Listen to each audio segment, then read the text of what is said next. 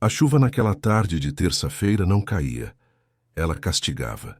Era uma daquelas tempestades de verão abafadas, típicas do final de janeiro, onde o céu ganha um tom de chumbo opressivo e o ar fica tão pesado que parece difícil puxá-lo para dentro dos pulmões.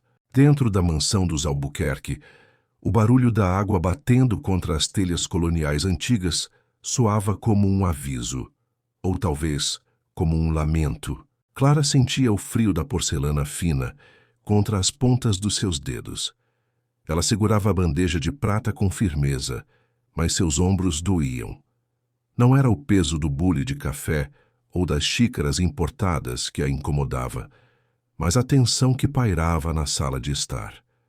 O cheiro ali era uma mistura enjoativa de madeira velha encerada. Peroba rosa, dizia a avó com orgulho, e o perfume doce, quase agressivo, de lírios brancos. Lírios de velório. Fazia apenas 4 horas que haviam enterrado Dona Eunice. Clara entrou na sala. O piso de taco estalou levemente sob seus sapatos pretos gastos, comprados numa liquidação há 3 anos. Ninguém olhou para ela. Ela era, como sempre fora nos últimos 20 anos, parte da mobília. Invisível. Necessária, mas irrelevante. No sofá de couro italiano, que rangia a cada movimento inquieto, estava Rogério, o primo mais velho. Ele tinha aquele rosto corado de quem bebe uísque caro demais e trabalha de menos. Ele afrouxava a gravata preta como se ela o estivesse enforcando, bufando a cada 2 minutos, olhando para o relógio de pulso dourado. Quanto tempo mais esse advogado vai demorar? Rogério resmungou, a voz rouca, carregada de impaciência. Eu tenho um voo para o Rio às 8. Isso é ridículo. Vovó morreu, o inventário é óbvio. Para que essa cerimônia toda? Do outro lado, perto da janela embaçada pela chuva, Patrícia retocava o batom diante do reflexo do vidro. Ela não chorara. Clara notou isso no cemitério. Patrícia usava um vestido preto de seda que custava mais do que Clara ganhara em toda a sua vida, e seus olhos estavam secos, frios, calculistas. Para de reclamar, Rogério. A voz de Patrícia era cortante, metálica. O doutor Sampaio é metódico. E, velho, ele gosta de teatro. Deixa ele fazer o showzinho dele. A gente assina os papéis, vende essa casa caindo aos pedaços e cada um segue sua vida. Eu, pelo menos, não pretendo pisar em Pindamonhangaba nunca mais. Clara serviu o café. Primeiro para Rogério. Ele nem se moveu para facilitar. Ela teve que se inclinar sobre a mesa de centro, sentindo o cheiro de álcool que emanava dele. Sem açúcar, Clara. Você sabe que eu não tomo com açúcar, ele disse sem olhar para o rosto dela. Apenas um comando jogado ao vento. Sem, senhor Rogério. Está amargo como o senhor gosta. A voz de Clara saiu baixa, controlada. Uma voz treinada para não incomodar. Ela serviu Patrícia. A prima a olhou de cima a baixo, com aquele meio sorriso de desdém que Clara conhecia desde a infância, desde o dia em que chegou naquela casa aos 10 anos, órfã, com uma mala de roupas usadas e o medo entalado na garganta. Espero que você já tenha começado a encaixotar as coisas da vovó, Clara, disse Patrícia, pegando a xícara com a ponta dos dedos, unhas impecavelmente feitas num tom de vermelho escuro. Eu quero as joias separadas até amanhã. E aquelas roupas velhas, sei lá, doe para a igreja, ou fique com elas. Devem servir em você. Clara sentiu uma pontada no estômago. Uma queimação antiga, familiar. Era a bile da humilhação, mas seu rosto permaneceu impassível. Uma máscara de serenidade que ela esculpira dolorosamente ao longo de 2 décadas. Ela apenas assentiu, recolhendo a bandeja contra o peito como um escudo. Vou providenciar, dona Patrícia. Ela se retirou para a cozinha. Assim que a porta de vai-vem se fechou, isolando o som das reclamações dos primos, Clara soltou o ar que nem percebeu que estava prendendo. Ela encostou as costas nos azulejos frios da parede. O coração batia num ritmo descompassado, não de medo, mas de ansiedade. A cozinha era o seu território. Aquele lugar cheirava a café recém-coado e alho refogado. Era ali que ela passara suas noites estudando apostilas velhas que resgatava do lixo, iluminada apenas pela luz amarela do exaustor, para não gastar energia e levar bronca de Dona Eunice. Clara olhou para as próprias mãos. Eram mãos de trabalho, ásperas, com calos nas palmas, de varrer aquele quintal imenso, de esfregar aquele chão interminável. Mas, se alguém olhasse com atenção, veria que as unhas estavam curtas e limpas, e que no dedo anelar direito havia uma marca leve, quase imperceptível, de onde ela costumava girar uma caneta enquanto resolvia equações complexas de contabilidade durante a madrugada. A campainha tocou. Um som longo, grave, que ecoou pela casa vazia. O Dr. Sampaio havia chegado. Clara ajeitou o avental, alisando o tecido sobre as pernas. Ela respirou fundo, sentindo o cheiro da chuva que entrava pela fresta da janela da cozinha. Havia algo no ar naquela tarde. Uma eletricidade estática, a sensação física de que uma represa estava prestes a romper. Ela voltou para a sala. O advogado, um homem de 70 anos com um terno cinza impecável e uma pasta de couro surrada, sacudia o guarda-chuva no hall de entrada. Ele tinha olhos gentis, mas cansados, olhos de quem já viu muitas famílias se despedaçarem por causa de dinheiro. "Boa tarde, Dr. Sampaio", disse Clara, estendendo a mão para pegar o casaco dele. O homem parou.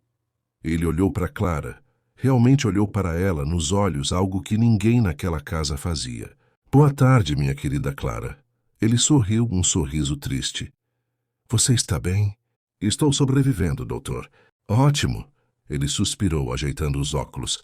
"Porque hoje você vai precisar de mais do que sobrevivência. Você vai precisar de coragem."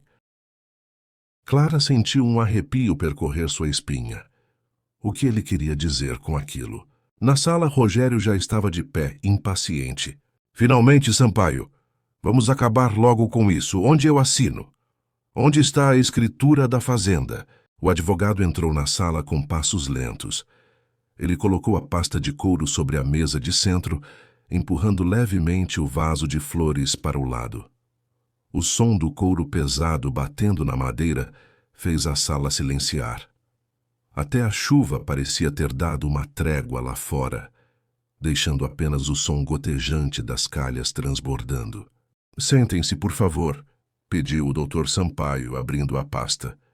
O clique das travas de metal soou como um tiro no silêncio da sala. Rogério e Patrícia se sentaram, trocando olhares de enfado. Clara permaneceu em pé no canto da sala, perto da porta da cozinha, com as mãos cruzadas na frente do corpo, pronta para servir mais café ou água se fosse solicitado, pronta para ser invisível. "Clara", chamou o Dr. Sampaio sem tirar os olhos dos papéis. Ela sobressaltou. "Sim, senhor, deseja água?" O advogado levantou a cabeça. Ele tirou os óculos de leitura e apontou para a poltrona vazia, a poltrona de veludo verde, que costumava ser o lugar favorito de Dona Eunice. "Não, minha querida. Eu desejo que você se sente." Rogério soltou uma risada curta, incrédula. "Sampaio, você está caducando? A Clara tem louça para lavar. Ela não precisa ouvir os detalhes financeiros da família. Isso é assunto privado." "É verdade, doutor", interveio Patrícia, cruzando as pernas. "A Clara é praticamente da família. Nós gostamos muito dela, claro, mas ela é a ajuda. Não tem por que ela participar da partilha de bens. Ela vai receber o acerto trabalhista dela, se é isso que o senhor está preocupado." O Dr. Sampaio não sorriu. Ele olhou para os dois herdeiros legítimos com uma expressão indecifrável. Depois voltou seu olhar para Clara. Um olhar firme, de comando. "O testamento de Dona Eunice Albuquerque contém cláusulas irrevogáveis que exigem a presença de todos os citados. E a menos que eu esteja enganado..." Ele olhou para um papel timbrado em suas mãos. "Clara Albuquerque da Silva é um nome citado neste documento 37 vezes. O silêncio que se instalou na sala foi absoluto, espesso, sufocante. Clara sentiu suas pernas tremerem. Albuquerque. Ela nunca usara aquele sobrenome. Na sua carteira de identidade, ela era apenas Clara da Silva. O Albuquerque era proibido para a filha da prima pobre que se envolveu com um caminhoneiro e morreu no parto. Rogério ficou pálido, a vermelhidão do uísque desaparecendo de seu rosto instantaneamente. Patrícia paralisou com a boca entreaberta. Sente-se, Clara, repetiu o advogado com a voz suave. Com as pernas parecendo feitas de chumbo, Clara caminhou pelo tapete persa. Cada passo parecia durar uma eternidade. Ela podia sentir os olhares dos primos queimando em sua pele como ferro em brasa. Ela se sentou na poltrona de veludo verde. O tecido pinicava suas costas através do uniforme barato. Ela se sentia uma intrusa, uma farsante sentada no trono da rainha morta. Mas ao pousar as mãos nos braços da poltrona, Clara sentiu algo estranho. Uma sensação de poder. Dali, daquela posição, ela via a sala inteira. Ela via o medo nos olhos de Rogério, a confusão nos olhos de Patrícia. O Dr. Sampaio pigarreou e começou a ler. Eu, Eunice Maria Albuquerque, em pleno uso das minhas faculdades mentais, declaro este como meu último desejo e testamento. Lá fora, um trovão estourou, fazendo as janelas vibrarem. A luz da sala piscou uma vez, 2 vezes, e depois se estabilizou. O jogo havia começado, e Clara, a herdeira invisível, estava prestes a descobrir que o silêncio que ela guardou por tantos anos valia muito mais do que ouro. O que está achando da história até aqui? Aproveite para seguir o canal e contar à cidade de onde está falando. Enquanto o Dr. Sampaio organizava seus papéis na mesa de centro, o olhar de Clara recaiu sobre a porta de vidro que dava para a área da piscina. A chuva lá fora borrava a visão, mas a memória de Clara era nítida como uma fotografia em alta resolução. Ela foi transportada para um domingo de sol, 3 anos antes, o aniversário de 25 anos de Patrícia. A mansão estava cheia. O cheiro de picanha na brasa e carvão dominava o quintal, misturado ao perfume caro dos convidados e ao cloro da piscina. O som alto tocava sertanejo universitário. Clara não foi convidada, é claro. Ela estava escalada para ajudar a equipe. Enquanto os garçons contratados serviam as bebidas, Clara ficava na churrasqueira, cortando pão de alho e limpando a gordura das tábuas, suando sob o calor infernal do meio-dia, o uniforme grudando nas costas. Naquele dia, Clara tinha cometido um erro. Ela havia sorrido.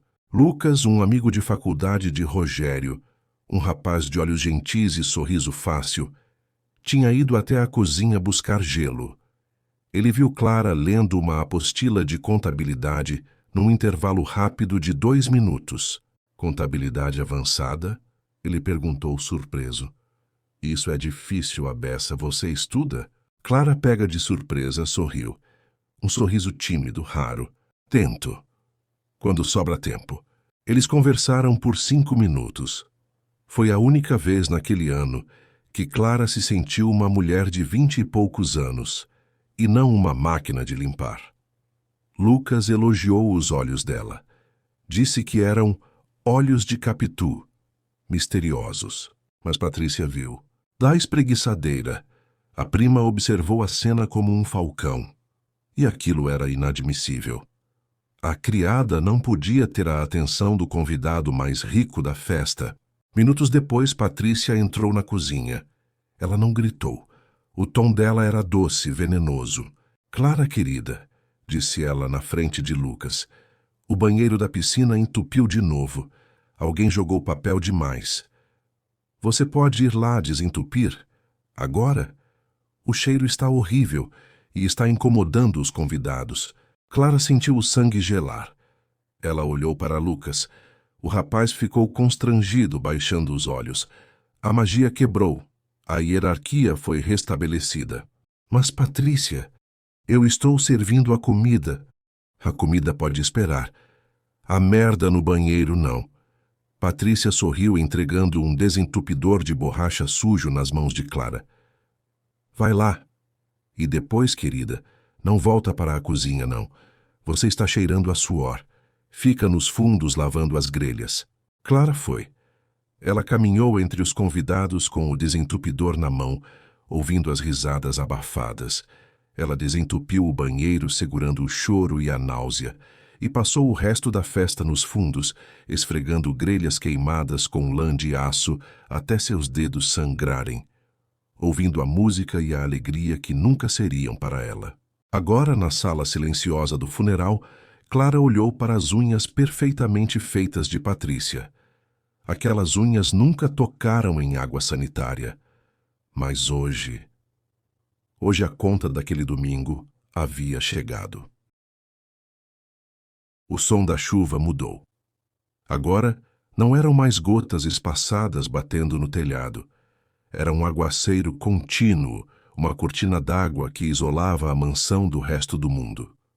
O barulho lá fora era um zumbido constante, quase hipnótico, que fazia o silêncio dentro da sala parecer ainda mais mortal.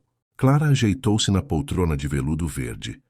O tecido, gasto nos braços pelo uso constante de Dona Eunice, ainda guardava o cheiro dela. Era um cheiro antigo, de lavanda seca misturada com naftalina e aquele odor adocicado, quase imperceptível, de remédios para o coração. Sentar ali era como vestir a pele da mulher que a desprezara por 20 anos. Era desconfortável, mas pela primeira vez, Clara sentia que a poltrona a abraçava e não a expelia. Diante dela, Rogério serviu-se de mais uma dose de uísque. O líquido âmbar bateu no fundo do copo de cristal com um tilintar agressivo. Ele bebeu num gole só, o pomo de Adão subindo e descendo no pescoço vermelho. Ele não olhava para o advogado, olhava para Clara. Seus olhos eram fendas estreitas de ódio e confusão. Como ela usava, a empregada, a prima pobre que usava as roupas que Patrícia descartava. Isso é um circo. Rogério sibilou batendo o copo na mesa com força excessiva. O som ecoou, seco. Sampaio, comece logo a ler essa porcaria. Eu quero saber quanto sobrou da venda das terras em Itapetininga. O doutor Sampaio ignorou a interrupção. Ele alisou a folha de papel sobre a mesa. O papel era grosso, amarelado nas bordas, com a textura rugosa de documento oficial antigo. Ele ajeitou os óculos na ponta do nariz aquilino e sua voz preencheu a sala, monocórdica, mas precisa como um bisturi. Aos meus netos, Rogério e Patrícia, começou ele. Patrícia endireitou a postura. Ela cruzou as pernas, o farfalhar da seda do vestido soando como o sibilo de uma cobra. Ela passou a mão pelos cabelos loiros impecáveis, num gesto nervoso de vaidade. Clara observou aquele movimento. Ela conhecia aquele tique. Patrícia fazia aquilo sempre que estava prestes a mentir ou a ganhar algo que não merecia. Joyce deixa a mobília desta casa, incluindo as obras de arte catalogadas no anexo B, e os veículos que se encontram na garagem. Rogério soltou uma risada de escárnio, jogando a cabeça para trás. Mobília? Obras de arte? Aqueles quadros velhos de natureza morta que nem a traça quer comer? Vovó deve estar brincando. E os carros? O Mercedes 98 que não liga há 5 anos? Isso é piada? Onde está o dinheiro, Sampaio? As contas bancárias? Os investimentos? Clara sentiu um gosto metálico na boca. Ela sabia. Enquanto Rogério gritava, a mente de Clara viajou para 3 anos atrás. Era uma madrugada fria de julho. O chão da biblioteca da mansão estalava com o frio. Clara tinha entrado lá para limpar o vômito de Rogério, que havia chegado bêbado de uma partida de pôquer e desmaiado no tapete persa. Depois de limpar a sujeira ácida e cobrir o primo com uma manta, ela viu a porta do escritório de Dona Eunice entreaberta. Naquela noite, a velha matriarca estava acordada, chorando.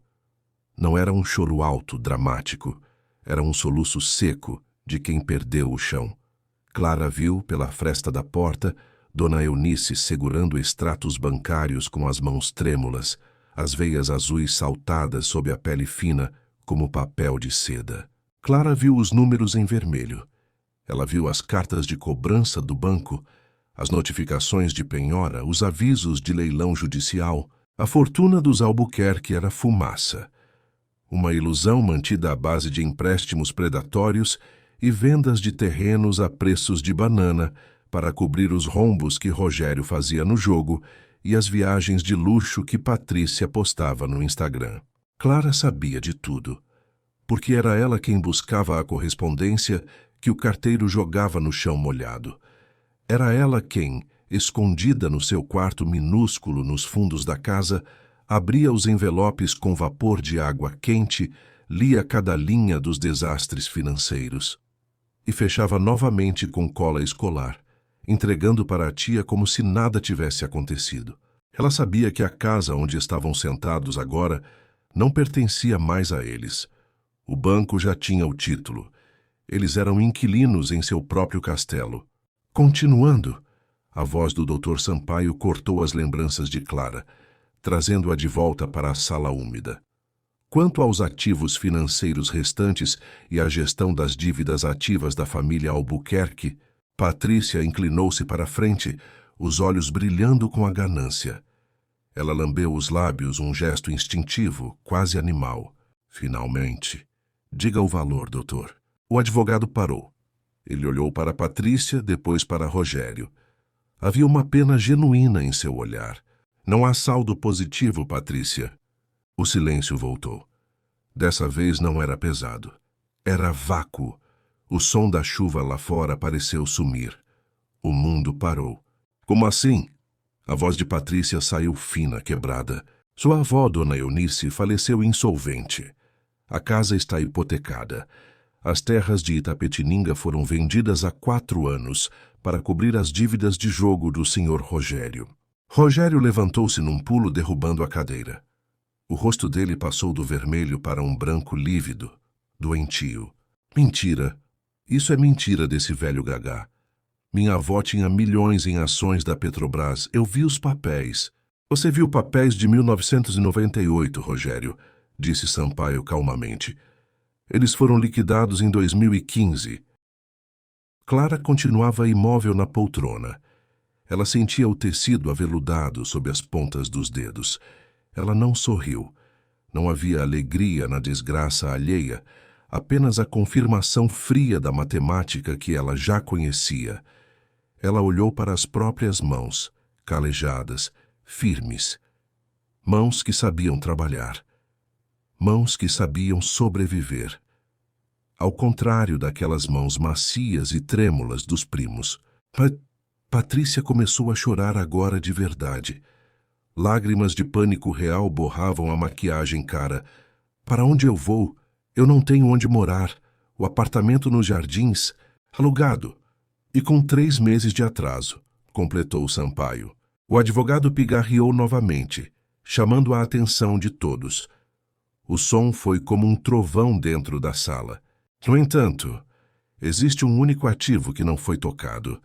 Um fundo de previdência privada e um seguro de vida antigo, feito pelo avô de vocês há 40 anos, uma quantia considerável. Os olhos de Rogério acenderam novamente.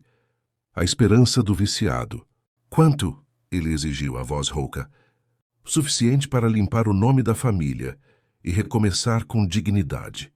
Cerca de 2 milhões de reais. Um suspiro coletivo de alívio escapou dos pulmões dos primos. Patrícia encostou-se no sofá, fechando os olhos, como se tivesse acabado de escapar de um acidente de carro. Graças a Deus, ela sussurrou. Passa logo o cheque, Sampaio. Eu preciso sair daqui. O advogado não se moveu. Ele virou a página do testamento. O som do papel virando foi lento, deliberado. Crack! Dona Eunice foi muito específica sobre esse fundo. Ela sabia da situação financeira. E ela sabia que se esse dinheiro caísse nas mãos de vocês dois, ele desapareceria em 3 meses. Mas como Dona Eunice soube? Como a velha matriarca, que sempre foi fria e distante, percebeu quem realmente estava ao seu lado. Não foi por amor repentino, foi pela dor. Aconteceu numa madrugada de inverno, 6 meses antes da morte dela. Rogério e Patrícia tinham viajado para Campos do Jordão com o dinheiro da aposentadoria da avó, deixando-a sozinha na casa imensa. "Vamos só passar o fim de semana, vovó. A senhora fica bem", disseram eles. Às 2 da manhã, a tempestade cortou a luz do bairro. A casa mergulhou na escuridão total. Dona Eunice acordou sufocada. O peito doía como se um elefante estivesse sentado sobre suas costelas. O pânico a dominou. Ela tentou gritar, mas a voz não saía. Ela tateou o criado mudo no escuro, derrubando o copo de água, buscando o botão de emergência que deveria chamar os netos. Mas não havia ninguém para ouvir. Ela pensou que morreria ali sozinha no escuro, engolida pela casa que ela tanto amava. Foi quando a porta se abriu. Uma luz de vela flutuou pelo quarto. Clara. Ela não deveria estar ali. Era sua folga, mas Clara tinha o hábito de ficar acordada estudando, e ela ouviu o barulho do copo caindo. "Dona Eunice?" A voz de Clara era firme. Ao ver a tia agoniada, Clara não hesitou. Ela não correu em círculos. Ela agiu. Pegou o aparelho de pressão, colocou a pílula sublingual na boca da velha senhora com delicadeza e segurou a mão dela. Como o telefone fixo estava mudo e o celular sem sinal na tempestade, Clara fez algo que nenhuma empregada faria. Ela pegou Dona Eunice no colo. A matriarca era leve, consumida pela idade, mas ainda assim era um corpo humano. Clara, com sua força moldada por anos arrastando móveis pesados, carregou a tia escada abaixo, iluminada apenas pelos relâmpagos. Colocou-a no banco do carona do seu velho carro popular e dirigiu sob a chuva torrencial até o hospital público mais próximo, desviando de galhos caídos e ruas alagadas. Foram 3 dias de internação. Rogério e Patrícia não voltaram da viagem. "O sinal está ruim aqui na serra, vovó, não dá para descer agora", diziam as mensagens de texto. Durante 3 dias, foi Clara quem dormiu na cadeira de plástico duro ao lado da cama. Foi Clara quem deu comida na boca da mulher que a humilhara a vida toda. Na 3ª noite, com a luz fraca do quarto de hospital zumbindo, Dona Eunice segurou o pulso de Clara.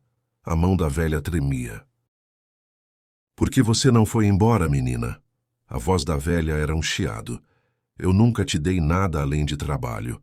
Clara parou de descascar a laranja que segurava. Ela olhou nos olhos da tia. "Porque a senhora é minha família, Dona Eunice, mesmo que eu não seja a sua." Dona Eunice chorou. Um choro silencioso de arrependimento tardio. "Eles são abutres, Clara", sussurrou a velha. "Meus netos, eles estão apenas esperando a carniça. Eu criei monstros e deixei a única flor do jardim morrer de sede." Naquele momento, no quarto do SUS, com cheiro de éter e desinfetante, o pacto foi selado. "Traga o advogado, Clara", pediu Dona Eunice com um brilho duro nos olhos, o brilho dos Albuquerque antigos. "Traga o Sampaio aqui amanhã cedo, sem eles saberem. Vamos reescrever essa história. Foi ali que a herdeira invisível nasceu. Não na leitura do testamento, mas na cadeira de plástico de um hospital, segurando a mão de quem finalmente a enxergou." Rogério cerrou os punhos. "O que você está insinuando?" "Não estou insinuando nada, Rogério. Estou lendo." Sampaio ajustou os óculos e leu a cláusula que mudaria tudo.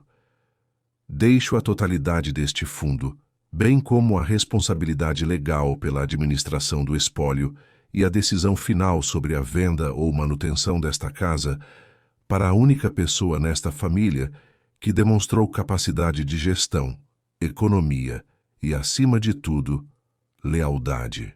Rogério e Patrícia olharam um para o outro confusos. Não havia mais ninguém na família. Os tios morreram, os primos distantes não contavam. O advogado levantou os olhos do papel e, lentamente, girou o corpo na direção da poltrona de veludo verde. Ele olhou para Clara. Hasse, minha sobrinha, Clara Albuquerque da Silva. O tempo parou novamente. Clara sentiu o coração bater na garganta, um tambor frenético contra as costelas. Ela sabia dos problemas financeiros, mas não sabia daquilo.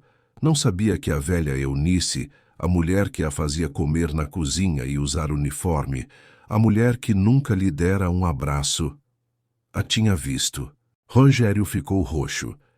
As veias do pescoço saltaram como cordas esticadas, prestes a arrebentar. O quê? O grito dele foi gutural animal. Para a empregada, você está louco, isso é fraude.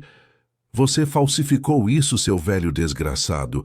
Ela é a faxineira. Ela nem terminou o ensino médio. Clara levantou o queixo.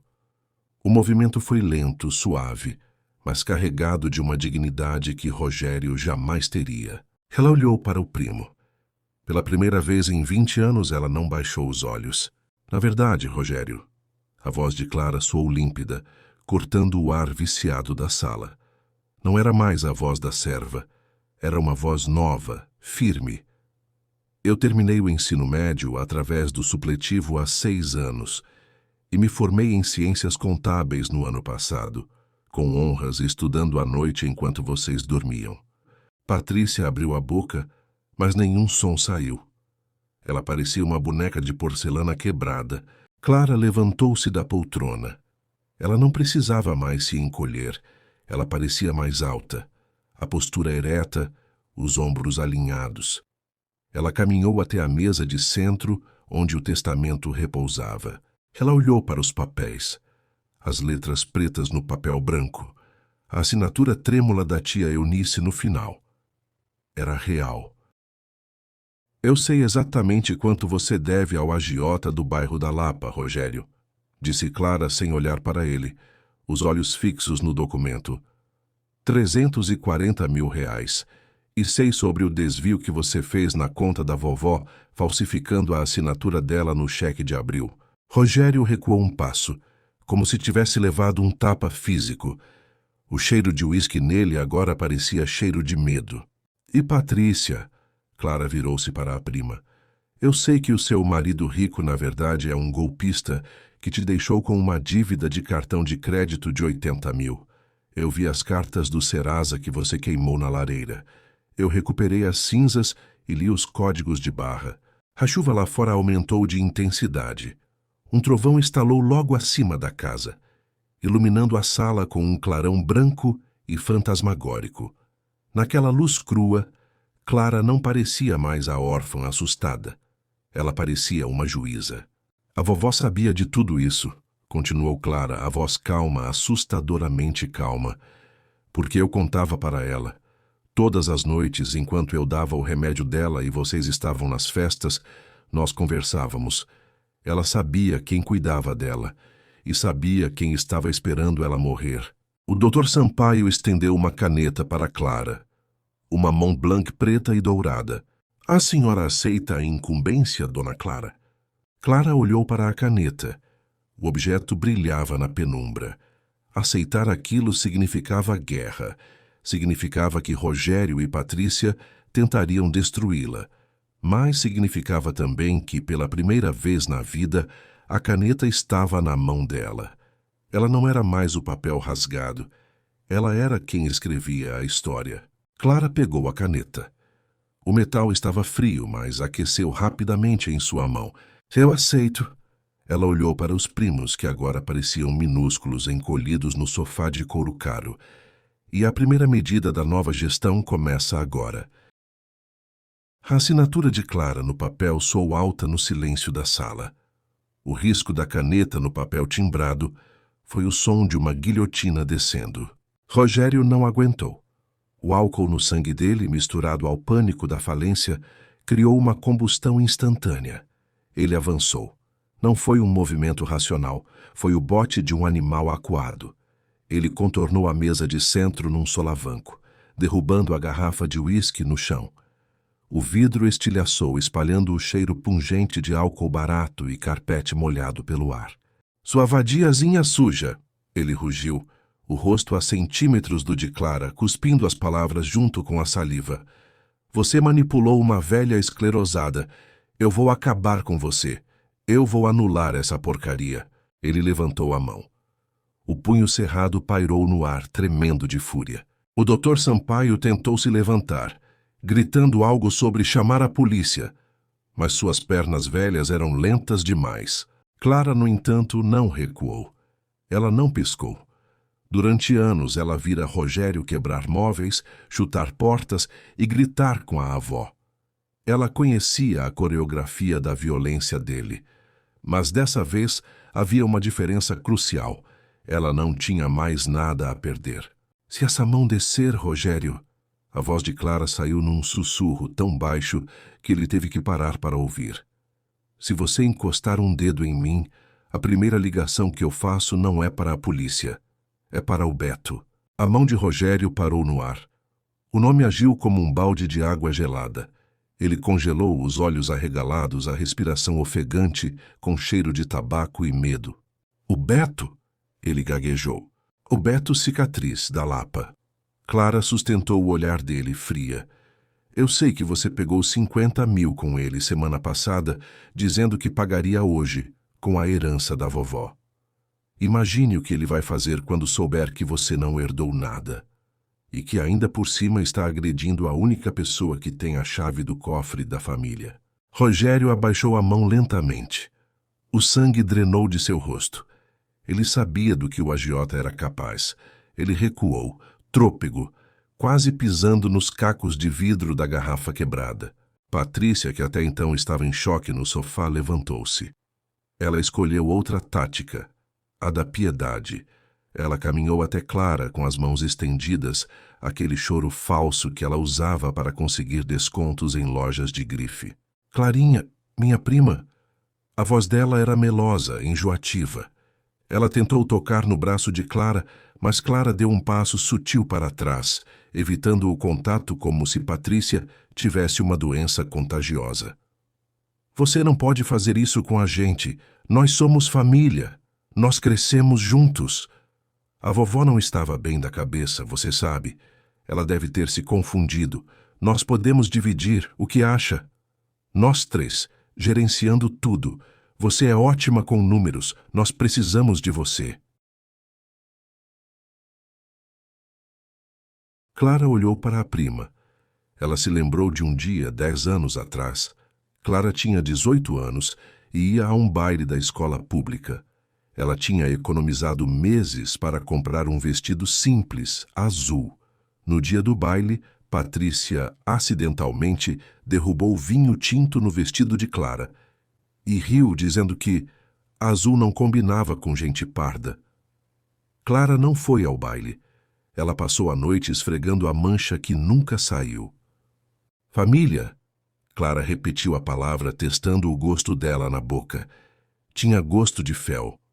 Família cuida, Patrícia. Família protege.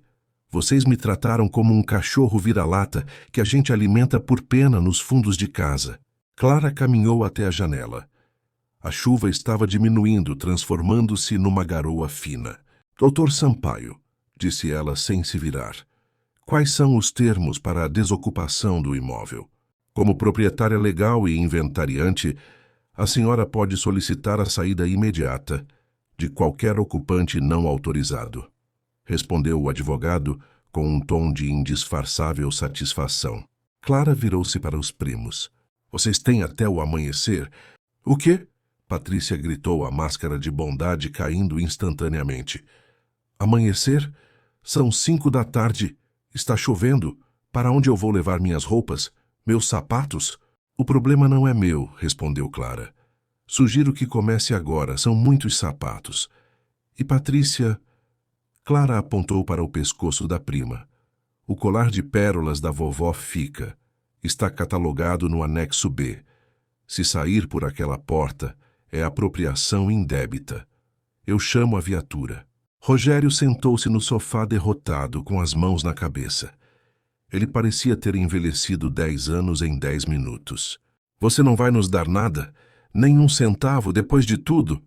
Eu vou fazer algo melhor, Rogério, disse Clara, pegando a bandeja de café que ela mesma servira minutos antes. Eu vou pagar a dívida do agiota, os 340 mil, diretamente para ele. Não vou te dar o dinheiro na mão. Rogério levantou a cabeça, surpreso. Fez-se lugar uma rentessa na caris. Por quê? Porque eu não quero o seu sangue manchando o tapete da minha sala quando ele vier te cobrar, disse ela seca. Considere isso o meu último ato de caridade. O resto, a dívida do banco, o cartão da Patrícia, o aluguel atrasado, isso é com vocês. Bem-vindos à vida real. Aquela onde a gente trabalha para pagar o que deve. A noite caiu pesada sobre a mansão. As horas seguintes foram um borrão de barulhos arrastados. Clara permaneceu na biblioteca, sentada na cadeira de couro do avô, ouvindo o som de malas sendo arrastadas pelo corredor do andar de cima. Ouviu os gritos abafados de Patrícia ao telefone, tentando conseguir um lugar para ficar com alguma amiga, e sendo rejeitada uma a uma. Ouviu Rogério xingando enquanto tentava fazer o carro velho pegar na garagem. Ela não ajudou. Ela não ofereceu um copo d'água. Ela ficou ali, imóvel, sentindo a casa respirar. Pela primeira vez, a mansão não parecia um monstro que a engolia. Parecia um corpo ferido que começava a cicatrizar. Às 10 da noite, o silêncio finalmente reinou. A porta da frente bateu pela última vez. O motor do carro de Rogério engasgou e sumiu na estrada lamacenta, levando embora os fantasmas que assombraram a vida de Clara desde a infância. Clara levantou-se. Seus joelhos estalaram. O cansaço bateu como uma onda física, pesada. Ela caminhou pela casa vazia. A sala estava na penumbra, iluminada apenas pelos relâmpagos distantes de uma tempestade que ia embora. Ela viu o copo quebrado no chão. Instintivamente ela se abaixou para catar os cacos. O hábito de servir era forte, mas quando sua mão tocou o vidro frio, ela parou. Ela olhou para o caco brilhando na palma da mão. Um filete fino de sangue brotou em seu dedo indicador, onde o vidro cortou. Vermelho vivo, real. Ela não precisava limpar aquilo agora. Ela não precisava limpar nunca mais se não quisesse. Clara soltou o caco no chão. Ela se levantou. Foi até o aparelho de som antigo, um toca-discos que o avô amava e que ninguém ligava há anos. Ela passou o dedo pela poeira da tampa. Colocou um disco de vinil. Cartola. A agulha arranhou o disco e a música começou suave, preenchendo o vazio da sala imensa. Deixe-me ir, preciso andar, vou por aí a procurar. Clara foi até a janela. O jardim estava escuro, molhado. O cheiro de terra molhada subia, forte, fértil. O cheiro de recomeço. Ela tinha 2 milhões no banco. Tinha a casa. Mas, acima de tudo, tinha a si mesma de volta. Ela encostou a testa no vidro frio e chorou. Não foi um choro de tristeza. Foi um choro de alívio. Um choro feio, soluçado, que lavou a maquiagem invisível de frieza que ela usara o dia todo. Ela chorou pelos anos perdidos, pela menina que foi humilhada, pela tia que morreu triste. Mas quando as lágrimas secaram, Clara sorriu. Um sorriso pequeno apenas para o reflexo no vidro. Amanhã, ela contrataria alguém para limpar a casa. Amanhã ela começaria a viver. Dizem que o tempo é o senhor da razão. Mas em alguns casos o dinheiro bem administrado ajuda o tempo a trabalhar mais rápido. 5 anos se passaram desde aquela noite chuvosa. A mansão dos Albuquerque não existe mais. Pelo menos não como era. Clara não morou lá. Viver naquela casa seria viver dentro de um mausoléu de memórias ruins. 6 meses após o inventário, ela vendeu o imóvel para uma construtora. Onde antes havia o salão de festas onde ela foi humilhada, hoje existe um prédio residencial de classe média. Famílias reais, com problemas reais e alegrias reais, vivem ali. Com o dinheiro da venda e o fundo de investimento, Clara abriu seu próprio escritório de auditoria contábil. Ela é conhecida na cidade não pela sua herança, mas pela sua rigidez implacável contra fraudes. Dizem que ela tem um faro para encontrar dinheiro escondido. Mal sabem eles que ela treinou a vida toda, decifrando os extratos bancários amassados de uma família falida. Clara se casou. Não com um príncipe encantado, mas com um professor de história que a conheceu na fila do banco. Eles têm um apartamento confortável, com varanda e muitas plantas. No escritório dela, em uma moldura simples, está a caneta Montblanc que ela usou para assinar o testamento. É o único troféu que ela guardou. E os primos? A justiça da vida costuma ser irônica. Rogério gastou os últimos trocados, tentando recuperar a fortuna no jogo. Hoje dizem as más línguas da cidade, ele trabalha como motorista de aplicativo em um carro alugado. Às vezes, quando passa em frente ao prédio que foi construído no terreno da antiga mansão, ele diminui a velocidade, olhando para o alto, procurando a janela do quarto que um dia foi dele. Patrícia teve um destino mais pedagógico. Sem profissão, sem marido rico e com o nome sujo na praça, ela teve que aprender a trabalhar. Ironia do destino ou justiça poética, ela conseguiu um emprego como recepcionista em uma clínica de estética. Dizem que ela serve o cafezinho para as clientes com um sorriso forçado. E toda vez que alguém reclama que o café está frio ou sem açúcar, Patrícia sente um arrepio na espinha, lembrando-se da prima que ela mandava para a cozinha. A vida oculta dos Albuquerque foi revelada. Que no final não foi o sangue azul que venceu. Foi o suor. Foi a resiliência. Foi a menina que aprendeu a ler no escuro para um dia poder escrever o próprio destino sob a luz do sol. Isso é o arquivo da vida oculta. Porque às vezes a vingança não é um prato que se come frio. A vingança é simplesmente ter uma vida boa, feliz e, acima de tudo, livre. O que achou da história? Escreva nos comentários. Não se esqueça também de seguir o canal e ativar o sininho para ser avisado sempre que uma nova história sair. Obrigado e até a próxima.